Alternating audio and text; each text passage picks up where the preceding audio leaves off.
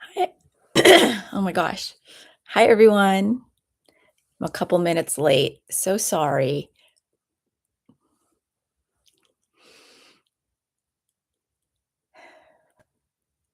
I'll just wait a couple minutes. I really appreciate the time that you're taking. It's going to be kind of a short courage class today. I'm really excited. I have a podcast recording for the second season in another hour, and I need to do some final prep for that. So it's not going to be a very long meetup.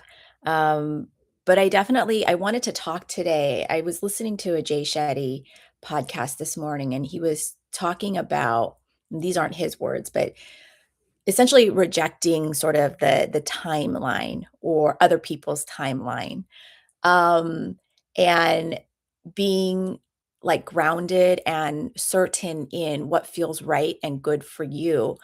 And I'm that's a you know not a great paraphrase, but, that's at least that was my takeaway, upon listening to, it was a super short, I think it was like 25 minutes, where he was talking about, rejecting other people's timeline, and I thought that that was so applicable to, I know it's not uniquely Asian American, but it certainly is. You walk up to any, Asian person, and you could probably, to some degree, make a joke like, growing up, my parents told me that I could be a doctor, lawyer, or engineer. We were given three options. And especially, I'm 45, and that was for sure my, that was my, uh, while my parents didn't say specifically doctor, lawyer, engineer, there was a very specific trajectory of graduating, going to college, even potentially going to graduate school. There was a very linear path, that I never bothered to consciously sort of interrogate. And here I am now. Um, Here I am, like, wanting to, sort of chart my own course, and I'm 45 years old, and I think back with a little bit of regret, like, "Man, what if I knew that there were so many different pathways to live your life?" There were so many different options. The options are, like, endless, how could my life have been differently? Now I don't regret, getting married and having kids, like, that was while there have been some challenging moments for sure, I don't regret that aspect of, um, my decision-making process, um, and, when I think about specifically even career, I'm trying to pursue not trying, I am pursuing this different career, this alternative career path that, um, is so much fun and so scary at the same time, especially as a 45-year-old person. Um, and what if I had known that when I was in my 20s? And, when I look at Gen Z, one of the things I really admire just generally about that generation is that they're not willing to, accept the timeline. They're not willing to accept so much of the status quo. And for that, like, I really am like, wow, like, that's incredible, and that's really exciting when I think about even my kids who are growing, and my kids are in elementary and middle school.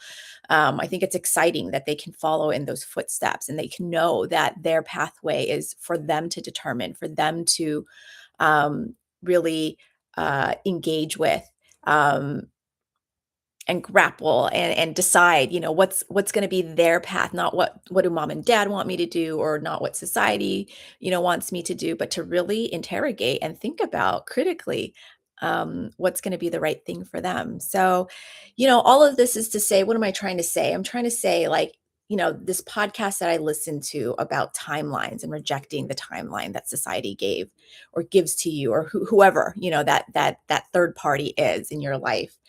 um, I think that that's such an empowering way to think about your life, and to know that, if anyone needs affirmation out there in the ethosphere, that, you're never too old to start thinking that way.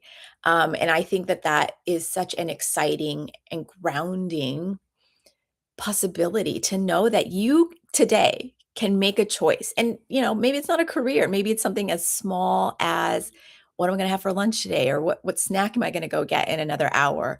Or what font am I gonna use on this PowerPoint? Like it's just there's so many different ways to think about this. It doesn't have to be these huge, like it's gonna be my career, it's gonna be am I gonna have kids, or it's gonna be like when am I gonna retire? Like it doesn't have to be, it can be, but it doesn't have to be those big questions, right? Like there is power in knowing that I can make, changes and choices today. I don't have to follow what other people tell me to do. I don't have to follow um, what society tells me to do. I think it's such an exciting perspective to think about. It's incredibly exciting with the new year coming up. And to think about what can 2026 possibly be, and for it to be like this blue sky, um, sort of thinking practice, I think is so empowering. And I really wish that I would have known this again, like in my 20s. So, hi. I'm live. Are you recording? No, I'm not recording. Oh, I'm live. That's my husband, everyone. He's just walking through. sorry. It's okay. Um, but again, it's really exciting. And so as you go into the weekend, or maybe you already, wherever you are in the world, maybe you already are into your weekend, I really encourage you to think about possibility. And if it's so overwhelming, too overwhelming to think, like, should I have kids? Should I not? If that's too overwhelming, don't start with something significantly smaller. Start with, what are you going to have for your next meal? Not what the social media person told you to do, not what you think you're supposed to, but what's going to be good for you.